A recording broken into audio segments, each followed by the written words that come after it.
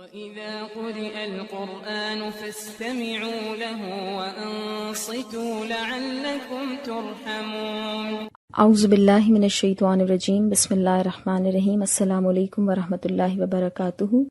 کل کی کلاس میں ہم نے سورۃ البقرہ کے پہلے 2 حصوں کا مطالعہ کیا اور آج انشاءاللہ آخری 2 حصوں کا مطالعہ کریں گے۔ سورۃ البقرہ کا جو تیسرا حصہ ہے اس کا آغاز آیت نمبر 142 سے ہے اور اس کو ہم آیت نمبر 283 تک دیکھیں گے۔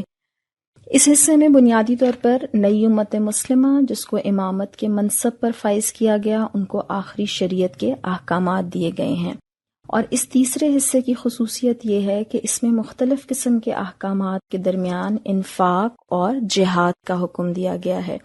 اس سے یہ بات سمجھ آتی ہے کہ احکامات کے مکمل نفاذ کے لیے اسلامی حکومت کا قیام ضروری ہے، اور حکومت کے قیام کے لیے مال کا جہاد یعنی انفاق اور جان کا جہاد یعنی قتال ضروری ہے۔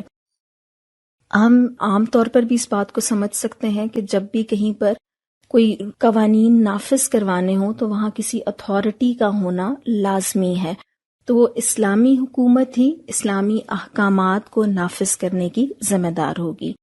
اب جب ہم آج کے خلاصے کا آغاز کریں گے تو جو ابتدائی آیات ہے، آیت نمبر 142 سے آیت نمبر 152، اس میں امت مسلمہ کے لیے 2 اہم باتیں بتائی گئیں۔ ایک تو یہ کہ امت مسلمہ شہادت علی الناس کے منصب پر اور امت وسط کے منصب پر فائز ہے۔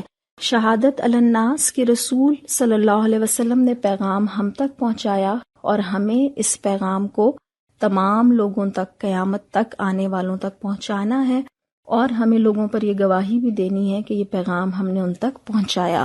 اور امت وسط سے مراد کیا ہے کہ امت مسلمہ ایک ایسا اعلیٰ اور اشرف گروہ ہے جو عدل و انصاف اور اعتدال کی روش پر قائم ہو اور تمام اقوام کے درمیان ایک مرکزی حیثیت رکھتا ہو۔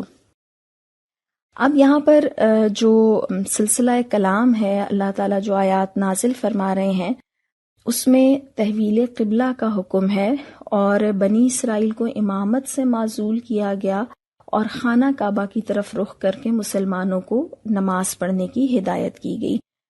تحویل قبلہ کا حکم 2 ہجری میں ہی دیا گیا۔ اس سے پہلے مسلمان مدینہ ہجرت کرنے کے بعد تقریباً 16 ماہ تک بیت المقدس یعنی جو کہ فلسطین میں ہے اس کی طرف رخ کر کے نماز پڑھتے رہے، اور یہ جو تحویل قبلہ کا حکم ان آیات میں دیا گیا اس کے 2 مطلب تھے۔ ایک یہ کہ دنیا کی امامت بنی اسرائیل سے بنی اسماعیل کی طرف منتقل کر دی گئی ہے، اور دوسری بات کہ اب مسلمانوں کو اپنے قبلہ یعنی خانہ کعبہ کو بتوں سے پاک کرنا ہے، اور مسلمانوں نے یہ ہدف 6 سال بعد رمضان 8 ہجری میں حاصل کیا۔ اور ساتھ ہی جب یہ سلسلہ کلام آگے چلا تو اللہ تعالیٰ نے ارشاد فرمایا کہ یہ جو قبلہ کی تبدیلی ہے اس کے معاملے میں یہودیوں سے نہ ڈرو بلکہ اللہ سے ڈرو۔ اللہ تعالیٰ آیت نمبر 150 میں ارشاد فرماتے ہیں فَلَا تَخْشَوْهُمْ وَاخْشَوْنِي، اور اس آخری امت سے اللہ تعالیٰ نے یہ بھی وعدہ کیا کہ اگر وہ اللہ کو یاد رکھیں گے تو اللہ بھی انہیں یاد رکھے گا۔ فَاذْكُرُونِي أَذْكُرْكُمْ، تو اصول ہمارے لیے کیا ہے کہ اللہ کے احکامات کے معاملے میں ڈرنا اللہ ہی سے ہے، انسانوں سے نہیں۔ دوسری بات یہ کہ جو اللہ کو یاد رکھتا ہے اللہ اس کو یاد رکھتا ہے، اور جو اللہ سے غافل ہو جاتا ہے اللہ بھی اس کو بھلا دیتا ہے۔ اس کے بعد کی آیات میں جہاد میں صبر اور نماز سے مدد لینے کی ہدایت کی گئی، اور ساتھ یہ بھی بشارت دی گئی کہ اللہ کی مدد صبر کرنے والوں کے ساتھ ہوتی ہے۔ اس کے بعد آگے چلیے تو آیت نمبر 153 سے 158 میں حج اور عمرے کے احکامات بیان کیے گئے، اور جب ہم تفصیل سے مطالعہ کرتے ہیں تو یہ سمجھ آتی ہے کہ جہاد اور حج میں کئی پہلوؤں سے مماثلت پائی جاتی ہے۔ آیت نمبر 159 سے لے کر آیت نمبر 167 تک میں عقیدہ توحید پر زور دیا گیا ہے، اور اللہ تعالیٰ کی ربوبیت کے اور اللہ تعالیٰ کی توحید کے دلائل فراہم کیے گئے ہیں۔ اگلی آیات میں جو آیت نمبر 168 سے شروع ہو رہی ہیں حلال اور حرام کے احکامات بیان کیے گئے کہ زمین کی تمام پاک چیزیں حلال ہیں، اور حلال اور حرام کے معاملے میں پیروی ہمیں کس چیز کی کرنی ہے؟ ما انزل اللہ، کہ وہ حکم جو اللہ کی طرف سے نازل ہوا۔ 4 چیزوں کو یہاں پر حرام قرار دیا گیا، جس میں مردار، خون، سور کا گوشت اور غیر اللہ کے نام پر ذبح کیا ہوا جانور ہے۔ حالت اضطرار انتہائی مجبوری کی حالت میں جب جان پر بنی ہو تو اس حالت پہ چھوٹ دی گئی۔ آیت نمبر 177 آیت البر کہا جاتا ہے، طویل آیت ہے اور اس میں نیکی کا بڑا خوبصورت اور جامع تصور ہمیں بتایا گیا ہے، اور وہ کیا ہے کہ سچے اور متقی وہ لوگ ہیں جو مشرق یا مغرب کی طرف رخ کرنے کو زیادہ اہمیت دینے کے بجائے ایمان لا کر اللہ کے حقوق اور بندوں کے حقوق ادا کرتے ہیں، نماز اور زکوٰۃ کے علاوہ عہد کو پورا کرتے ہیں اور جنگ میں ثابت قدمی کا مظاہرہ کرتے ہیں۔ پھر اگلی آیات میں آیت نمبر 178 سے جو شروع ہو رہی ہیں، قصاص کا، وصیت کا، روزے کا اور رشوت وغیرہ کے احکامات بیان ہوئے ہیں۔ ان کے حوالے سے بس ہم مختصراً یہ دیکھ لیتے ہیں کہ قصاص جانی بھی ہے اور مالی بھی، جسے دیت یا خون بہا کہا جاتا ہے۔ قصاص کے نظام کو قائم کرنا اسلامی حکومت کی ذمہ داری ہے، کیونکہ کسی انسان کا قتل پورے معاشرے کے قتل کے مترادف ہے۔ تحقیق کرنا، تفتیش کرنا اور مجرم کی گرفتاری کرنا حکومت کی ذمہ داری ہے، لیکن جب فیصلہ ہو جائے یعنی مجرم ثابت ہو جائے تو پھر جو ورثاء ہیں ان کے اوپر یہ چھوڑ دیا گیا کہ وہ اس کے ساتھ کیا معاملہ کرنا چاہتے ہیں، یعنی قتل کے جواب میں قتل کرنا چاہتے ہیں یا خون بہا لینا چاہتے ہیں۔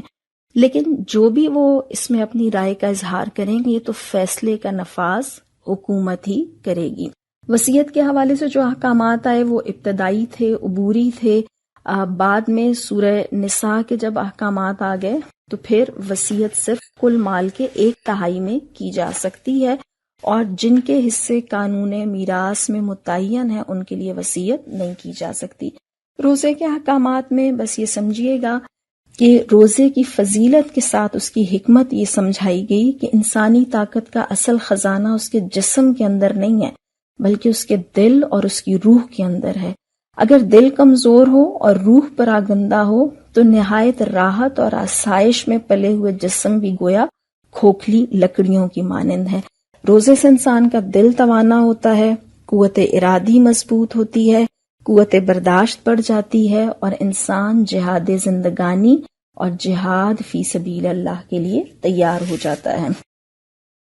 اس کے بعد جو حرام خوری اور رشوت کی ممانعت ہے، اور رشوت جو ہے وہ ناجائز طریقے سے لوگوں کا مال ہڑپ کرنے کا سب سے بڑا ذریعہ ہے، اور رشوت کو عام کرنے میں سب سے زیادہ مؤثر ذریعہ خود معاشرہ ہے۔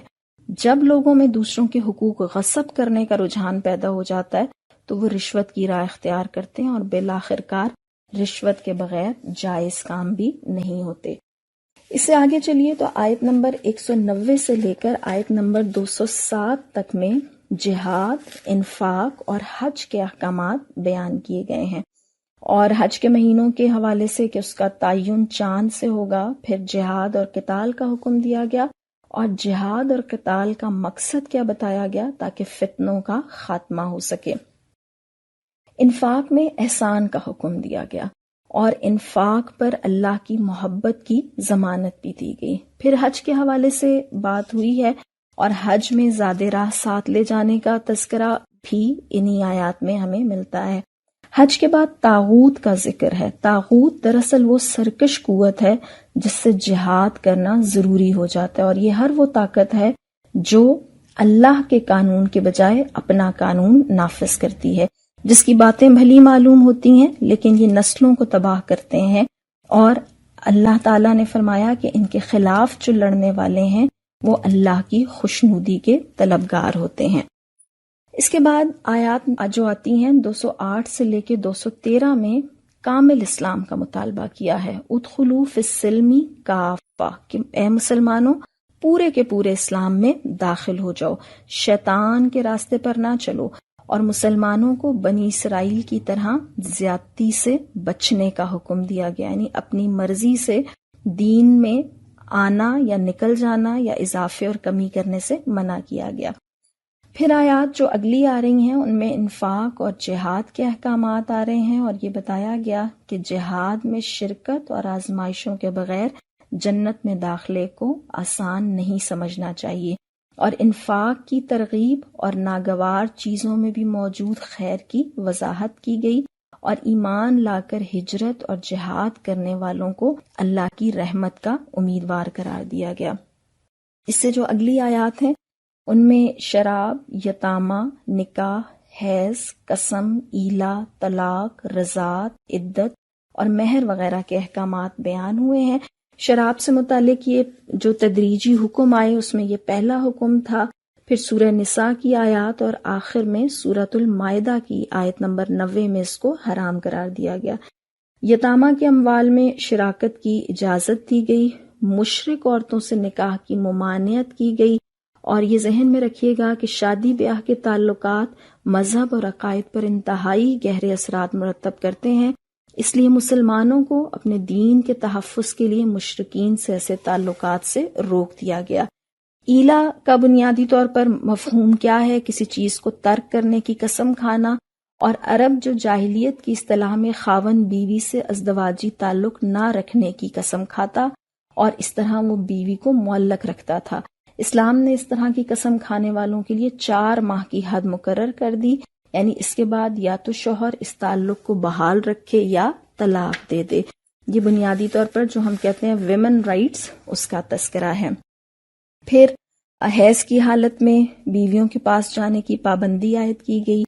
اسی طرح سے طلاق کی عدت جو ہے وہ آئی کہ 3 جو حیض ہیں وہ طلاق کی عدت ہیں، حمل چھپانے سے روکا گیا، اور طلاق کا صحیح طریقہ بھی بتایا گیا کہ معاشرتی زندگی کی جو بنیاد ہے وہ نکاح کا پاکیزہ رشتہ ہے، اس لیے مجبوری کی حالت میں اگر ٹوٹنے پر آئے تو ایک جھٹکے میں اس مقدس رشتے کو نہ توڑا جائے۔ پھر عورتوں کے حقوق مردوں کی طرح ہیں لیکن مردوں کا ایک درجہ زیادہ ہے۔ آیت نمبر 228 طلاق کے متعلق آیا کہ 2 مرتبہ ہے، یعنی 2 مرتبہ رجوع کیا جا سکتا ہے، لیکن تیسری طلاق کے بعد رجوع نہیں کیا جا سکتا۔ خلا اگر ازدواجی معاملات ٹھیک نہ چل رہے ہوں اور بیوی یہ محسوس کرے کہ وہ اس خاوند کے ساتھ مزید نباہ نہیں کر سکتی تو کوئی مال یا فدیہ دے کر وہ علیحدگی حاصل کر سکتی ہے۔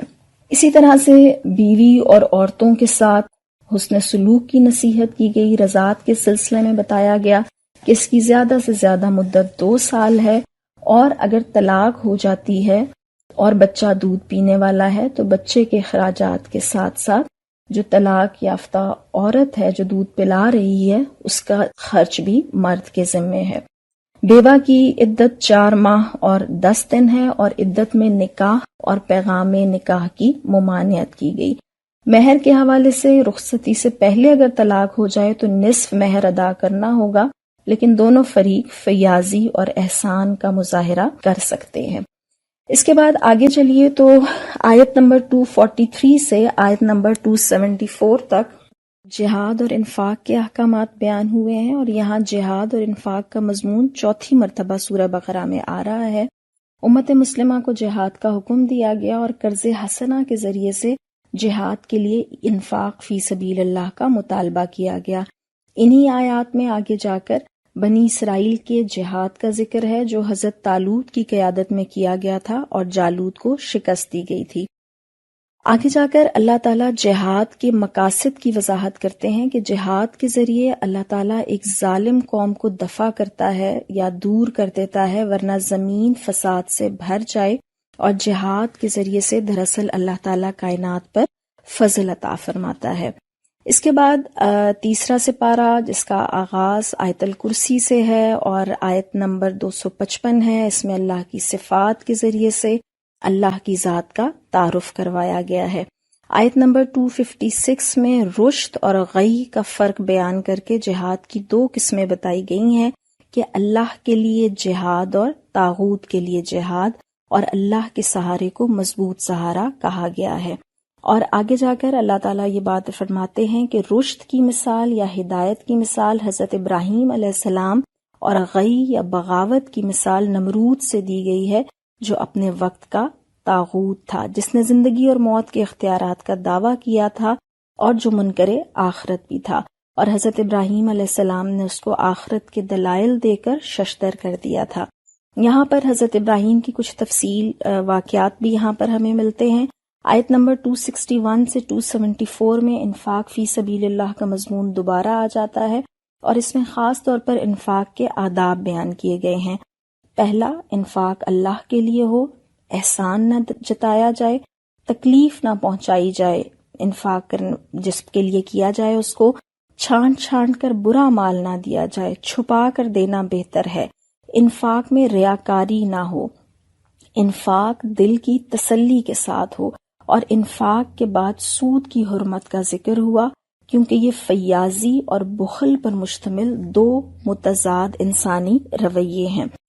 آیت نمبر 275 سے 283 تک میں سود، قرض اور رہن کے احکامات بیان کیے گئے ہیں، اور اللہ تعالیٰ نے سود کو حرام قرار دیا اور تجارت کو حلال قرار دیا ہے۔